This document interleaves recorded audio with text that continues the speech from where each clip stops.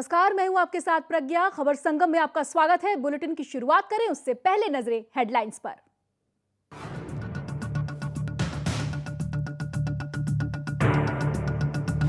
छब्बीस 11 हमले के मास्टरमाइंड डेविड हेडली ने किया खुलासा। कहा, मुंबई में हमले से पहले दिल्ली और बेंगलुरु को निशाना बनाने की थी तैयारी।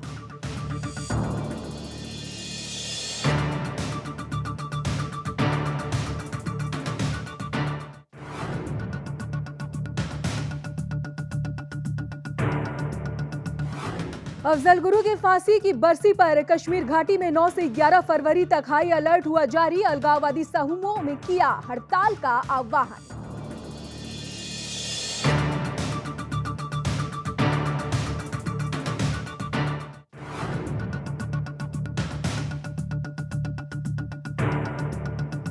नेपाल के पूर्व पीएम सुशील कोइराला का आज सुबह हुआ निधन। जीभ के कैंसर से पीड़ित थे सुशील कोइराला। पीएम मोदी ने ट्वीट कर जताया दुख।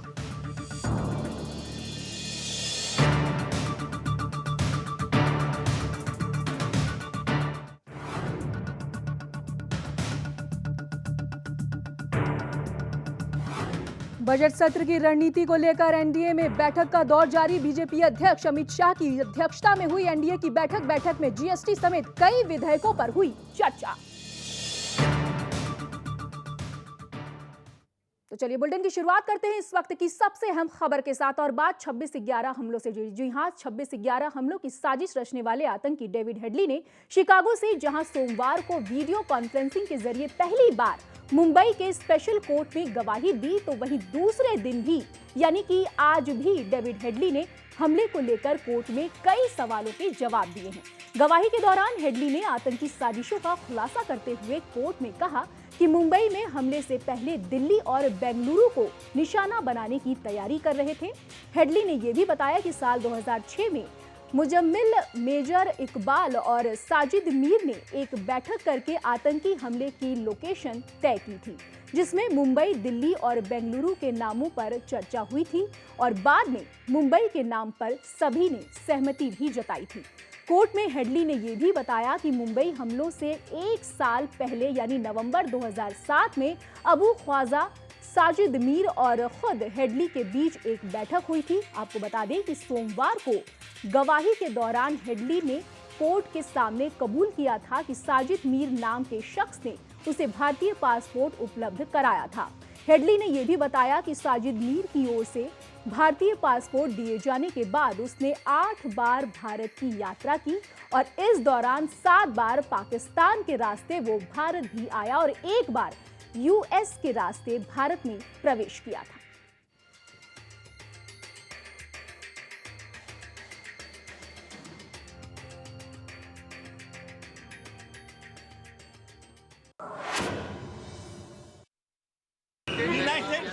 यूनाइटेड जिहाद काउंसिल, डेविड हेडली ने यह भी बात कही कि पाकिस्तान में अलग अलग जो आतंकी गठन है वो यूनाइटेड जिहाद काउंसिल के अंडर काम करते हैं और उनका एक ही लक्ष्य है कि भारत में टेररिस्ट एक्टिविटी को बढ़ावा देना। डेविड हेडली ने यह बात साफ बता दी कि आईएसआई लश्कर तोयबा को मिलिट्री सपोर्ट करता है, फाइनेंशियल सपोर्ट करता है और मॉरल सपोर्ट करता है। इसलिए हमने कुछ चंद लोगों के जो आईएसआई के लोग हैं उनके नाम पूछे, उनसे वो बहुत खूबी जानता है। ये भी बात उसने आज कही। तो चलिए खबरों में बढ़ते हैं आगे, और अब बात कांग्रेस उपाध्यक्ष राहुल गांधी के 2 दिवसीय केरल दौरे से जुड़ी। जी हां, कांग्रेस उपाध्यक्ष राहुल गांधी आज से 2 दिवसीय केरल यात्रा पर रहेंगे। खबर है कि इस दौरान राहुल गांधी तिरुवनंतपुरम और कोची का भी दौरा करेंगे। सूत्रों के मुताबिक राहुल गांधी का यहां आगामी विधानसभा चुनावों की तैयारियों का जायजा लेने भी जा रहे हैं। इस दौरान वो पार्टी के नेताओं और कार्यकर्ताओं से मुलाकात करेंगे। आपको बता दें कि उनकी राय जानने की कोशिश भी राहुल गांधी यहां पर करेंगे। इसके साथ ही अपने पार्टी की उपलब्धियों को लोगों तक पहुंचाने की भी वो कोशिश करेंगे। आपको यह भी बता दें कि 140 सदस्यों वाली केरल विधानसभा का चुनाव इसी साल अप्रैल और मई में होने वाले हैं।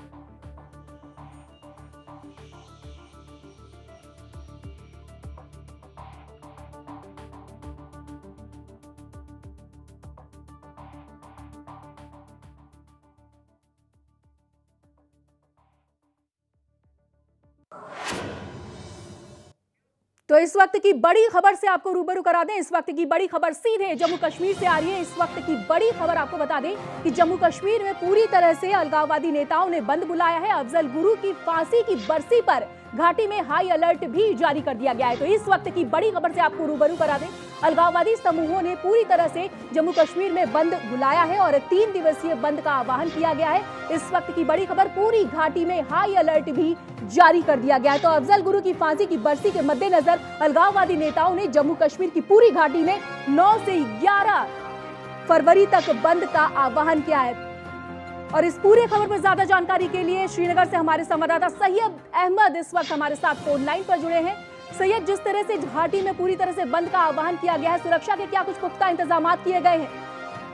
जी मैम नमस्ते। यहाँ पे जो भी सुरक्षा बल है वो आज डाउनटाउन शहरी खास श्रीनगर में फैले हुए हैं जी। और यहाँ पे जो सिविल लाइन है खाली थोड़ा थोड़ा सा चल रहा है, बाकी सिविल लाइन क्लोज है। जैसे लाल चौक श्रीनगर का मेन हार्ट ऑफ सिटी माना जाता है और डाउनटाउन एरिया वो सारे क्लोज किए हैं सुरक्षा बल ने। दैट्स वाई, क्योंकि यहाँ पे अफजल गुरु की फांसी जो 9 फरवरी 2013 में ये हो गई थी जी।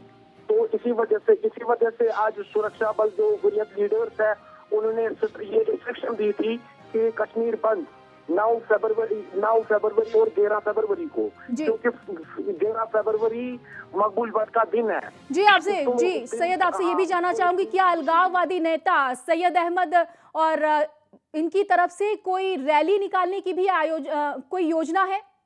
क्योंकि वही आजकल जो मान लो यहाँ पे कश्मीर का हालात है, आजकल गवर्नर राज चल रहे हैं यहाँ पे, क्योंकि अभी सरकार कोई बन नहीं रही है, क्योंकि रिसेंटली जो जम्मू कश्मीर का सीएम था उसकी डेथ हुई थी।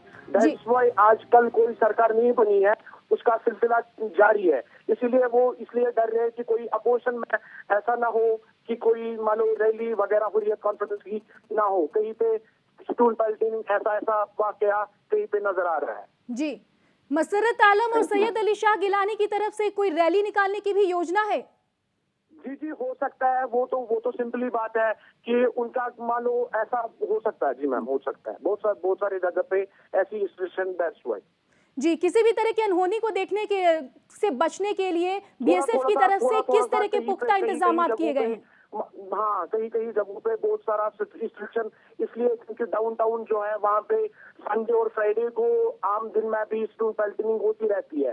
दैट्स व्हाई गवर्नर ने ऐसा रिस्ट्रिक्शन रखा है जी, इसीलिए कि हालत को खराब ना हो जाए।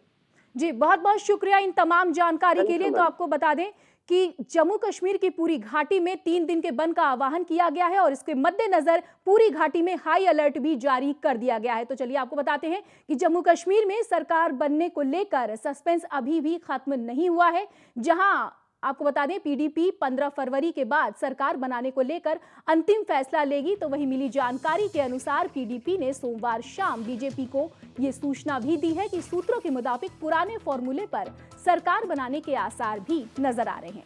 अगर पीडीपी और बीजेपी के बीच गठबंधन पर सहमति बनती है तो फरवरी के अंत तक ही जम्मू कश्मीर में नई सरकार बन पाएगी। आपको बता दें कि बीजेपी के साथ मिलकर सरकार बनाने को लेकर अब तक पीडीपी असमंजस में थी, लेकिन अब तस्वीर पूरी तरह से बदलती दिखाई दे रही है।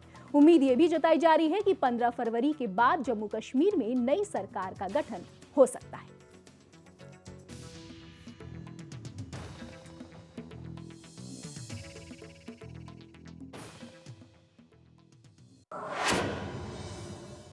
तो चलिए बढ़ते हैं आगे। नेपाल के पूर्व पीएम सुशील कोइराला का आज सुबह निधन हो गया।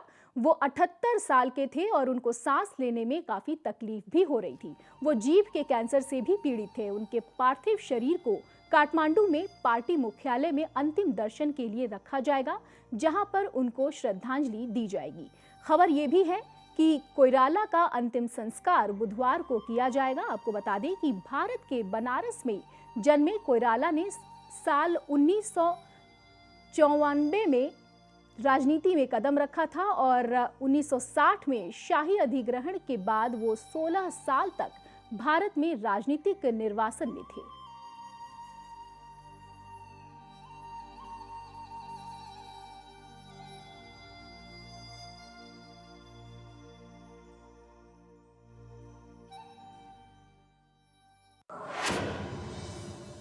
तो वहीं नेपाल के पूर्व पीएम कोइराला के निधन पर पीएम नरेंद्र मोदी ने दुख जताया। उनके निधन पर शोक जताते हुए पीएम मोदी ने ट्वीट कर कहा कि भारत ने एक मूल्यवान मित्र को खो दिया है। उनकी सादगी हम सभी के लिए मिसाल थी।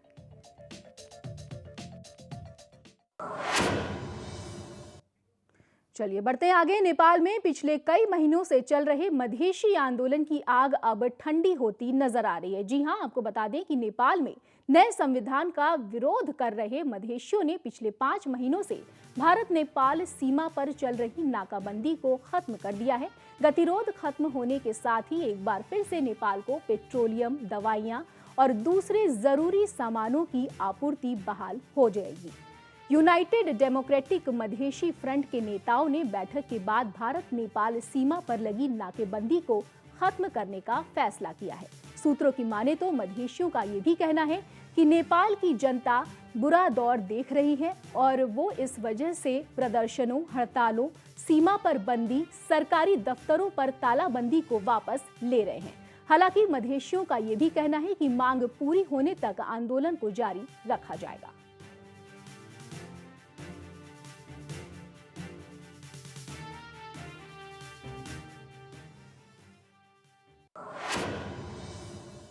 तो चलिए रुक करते हैं अब अगली खबर का। एनडीए ने संसद के बजट सत्र की रणनीति को लेकर सोमवार को भाजपा अध्यक्ष अमित शाह की अध्यक्षता में एक बैठक हुई। इस बैठक में एनडीए के 9 घटक दलों के नेता मौजूद रहे। इस दौरान जीएसटी समेत विभिन्न विधेयकों और बजट को लेकर राजनीतिक दलों के सुझाव के लिए और बैठक के बाद संसदीय कार्य मंत्री वेंकैया नायडू ने यह भी कहा कि संसद के भीतर एनडीए के सभी घटक दल सामूहिक रणनीति पर काम करेंगे और आम जनता व किसानों के मुद्दों को पुरजोर तरीके से संसद में उठाएंगे। इसके साथ ही बैठक में आंध्र प्रदेश के मुख्यमंत्री चंद्रबाबू नायडू और शिवसेना नेताओं ने एनडीए के अंदर संवाद की कमी का मुद्दा भी उठाया और कहा कि इस तरह की बैठकें लगातार होती रहनी चाहिए, जिस पर संसदीय कार्य मंत्री वेंकैया नायडू ने उन्हें भरोसा दिलाया कि अब इस तरह की बैठक हर महीने हुआ करेगी। इसके साथ ही इस बैठक में ये भी तय किया गया कि अब बीजेपी सभी दलों से अलग अलग चर्चा करेगी। अकाली दल और तेलुगु देशम पार्टी के नेता मंगलवार को केंद्रीय मंत्रियों के साथ बैठक करेंगे और उसके बाद उनकी मुलाकात प्रधानमंत्री नरेंद्र मोदी से भी होगी।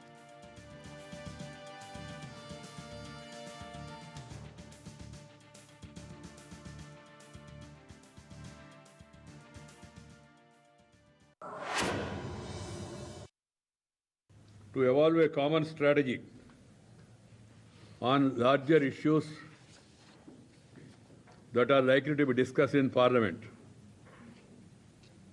It was agreed upon today that along with the BJP Parliamentary Party meeting, where normally briefing is also done, the suggestion is to have a meeting of NDA MPs.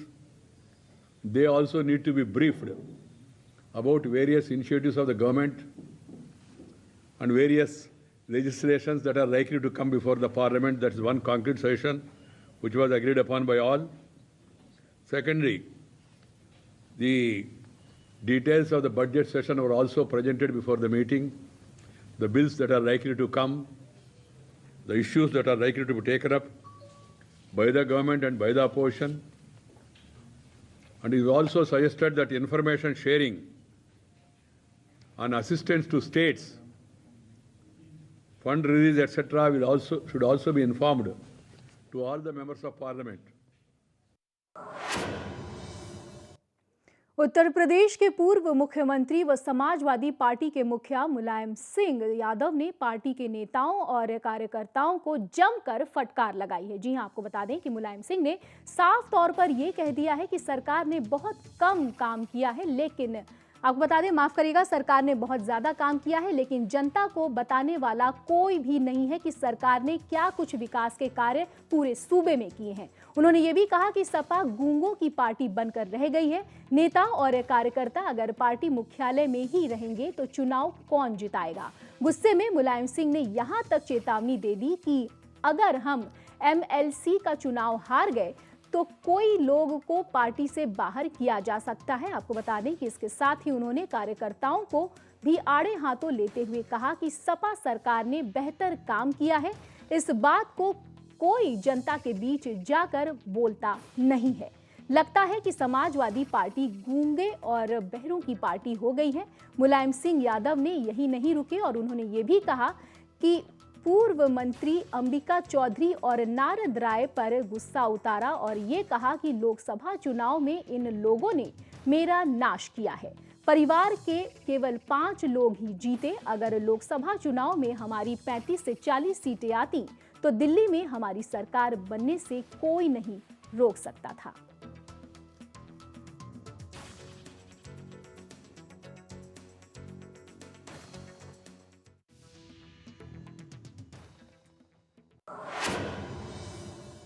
तो रुकते हैं एक बहुत छोटे से ब्रेक के लिए। ब्रेक के उस पार भी खबरें जारी रहेंगी। बने रहिए खबर संगम के साथ।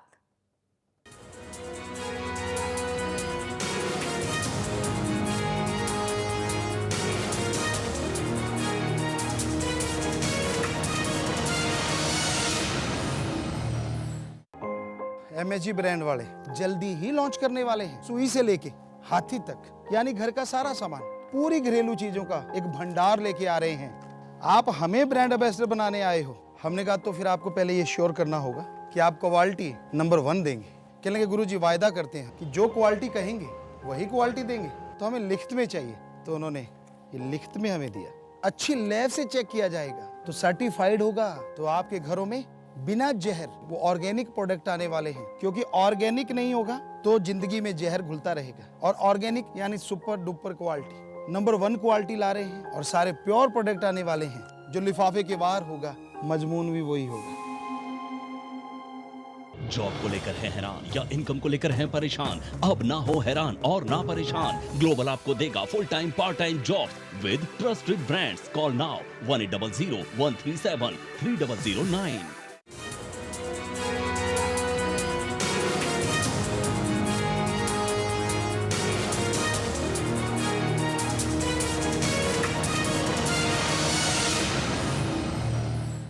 ब्रेक के बाद आपका स्वागत है और अब खबर सियाचिन में हुए हिमस्खलन से जुड़ी। जी हां, आपको बता दें कि सियाचिन में 3 फरवरी को हुए भीषण हिमस्खलन में 25 फीट मोटी बर्फ की परत के नीचे दबे रहने और मौत से जंग लड़ने के बाद सोमवार को लांस नायक हनुमान थप्पा जिंदा लौट आए हैं। आपको बता दें कि सेना के शीर्ष अधिकारियों ने रेस्क्यू ऑपरेशन के दौरान उनके जिंदा मिलने के पुख्ता सबूत भी पेश किए हैं। सूत्रों की माने तो इस वक्त हनुमान थप्पा गंभीर रूप से घायल हैं। आपको बता दें कि इससे पहले खबर ये भी आई थी कि हिमस्खलन में फंसकर पेट्रोलिंग कर रहे सभी 10 जवान शहीद हो गए थे, लेकिन सेना की उत्तरी कमान के commander lieutenant general DS Hooda ने अपने आधिकारिक बयान में कहा कि सियाचिन में जारी रेस्क्यू ऑपरेशन में तलाश किए जा रहे 10 जवानों में से एक लांस नायक हनुमंत सिंह को बर्फ के नीचे जिंदा पाया गया। आपको बता दें कि हनुमान थप्पा के अलावा बाकी सभी जवानों की मौत हो चुकी है। बहरहाल लांस नायक हनुमान थप्पा को इलाज के लिए दिल्ली लाया गया है, जहां दिल्ली के RR अस्पताल में उनका इलाज किया जाएगा।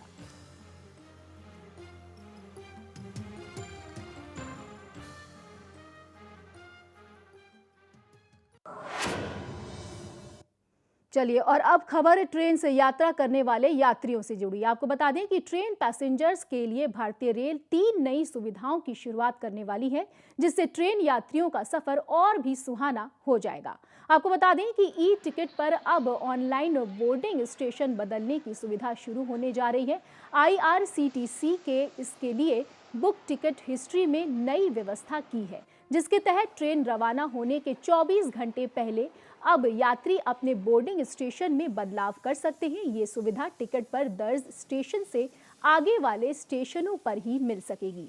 इसके साथ ही IRCTC ने मशहूर टी कैफे चेन चाय सो के साथ करार भी किया है, जिसके बाद अब ट्रेन में चाय की 25 वैरायटी भी उपलब्ध होगी। इसके अलावा IRCTC ने यात्रियों के लिए एक नया ऑफर भी पेश किया है, जिसके तहत ई-कैटरिंग के जरिए 300 रुपए से अधिक का खाना ऑर्डर करने वाले यात्रियों को 10% रकम कैश बैक के रूप में वापस मिल जाएगी। तो निश्चित तौर पर रेल मंत्रालय की ये अच्छी पहल है, जिससे यात्रियों को ट्रेन का सफर करने में काफी सुविधा उपलब्ध होगी।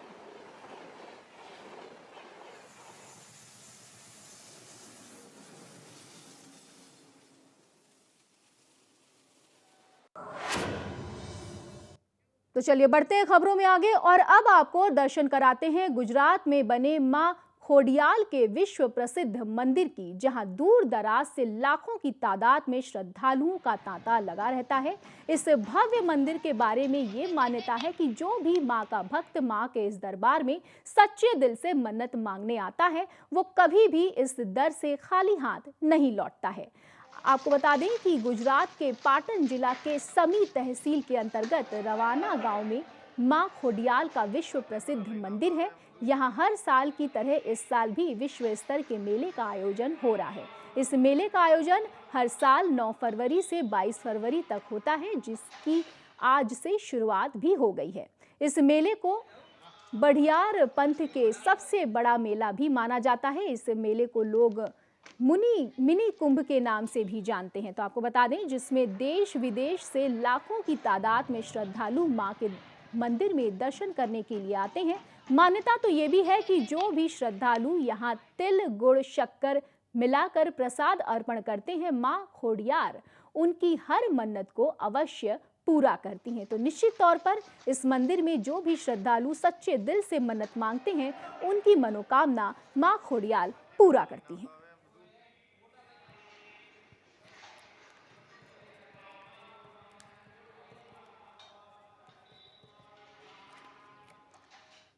और इसी खबर पर ज्यादा जानकारी के लिए हमारे संवाददाता गुजरात से राकेश गोसाई जुड़ रहे हैं। राकेश, जिस तरह से वहां पे मेले का आयोजन किया जा रहा है और मेले को देखते हुए श्रद्धालुओं का तांता लगा रहता है, सुरक्षा के क्या कुछ इंतजामात वहां पर किए गए हैं?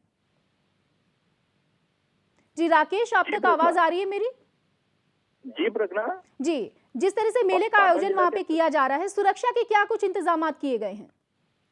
जी, वहाँ पे 5 डीवाईएसपी, 15 पुलिस सब इंस्पेक्टर, इनके अलावा पुलिस कांस्टेबल, महिला पुलिस कांस्टेबल, इनके अलावा होमगार्ड के जवान, एलसीबी और एसओजी को तैनात किया जाता है। जी, इस बार मेले में करीब कितने श्रद्धालुओं के आने की संभावना जताई जा रही है?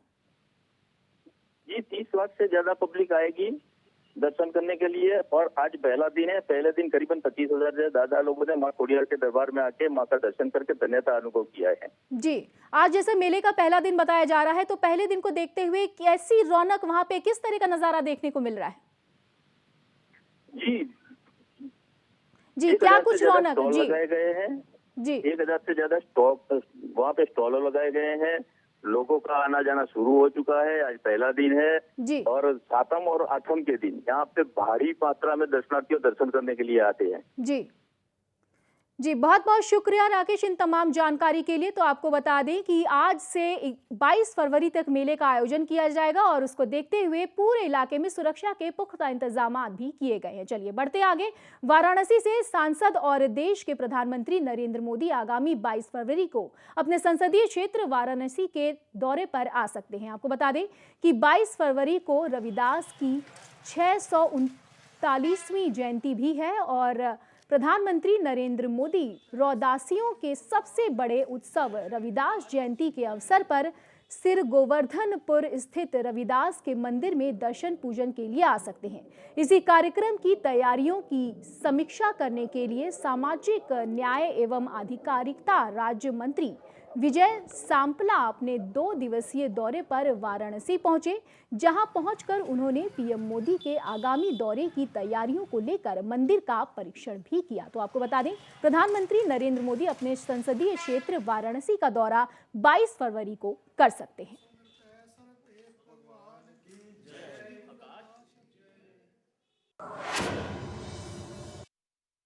कार्यक्रम तो लगभग 3-4 दिन चलता रहता है, मगर प्रधानमंत्री जी लगभग 1 घंटा हमें देंगे, ऐसी हमें उम्मीद है। लोगों को अपना संदेश भी देंगे और सरकार और इस दलित समाज के लिए भारत सरकार क्या क्या कर रही है ऐसा भी उल्लेख करेंगे। और सबसे बड़ी बात, सिर्फ इसमें बाकी उल्लेख हो या ना हो, माननीय प्रधानमंत्री जी निमन और शीश झुकाने के लिए गुरु रविदास जी महाराज जी के पास आएंगे। ये बहुत बड़ी बात है। चलिए अब बात करते हैं सूरजकुंड मेले से जुड़ी। आपको बता दें, फरीदाबाद में चल रहे 30वें अंतर्राष्ट्रीय सूरजकुंड हस्तशिल्प मेले की चौपाल पर जहां देश विदेश के कलाकार मंच पर अपनी प्रतिभा दिखाकर लोगों का मनोरंजन कर रहे हैं, तो वहीं बीते देर शाम बॉलीवुड के जाने माने सूफी गायक और प्लेबैक सिंगर कमाल खान ने भी अपने सूफी गायन से लोगों को झूमने पर मजबूर कर दिया। सूरजकुंड मेले में पहुंचकर जैसे ही कमाल खान ने अपना सुपरहिट गीत इश्क सूफियाना गाना शुरू किया, वैसे ही वहां आए सभी दर्शक मस्ती से झूम उठे और कमाल खान के गीत को गुनगुनाने लगे। वहीं इसके साथ ही कमाल खान की पंजाबी गायकी के फैन उस समय जमकर झूम उठे जब उन्होंने पंजाबी गीतों के रंग बिखेरे।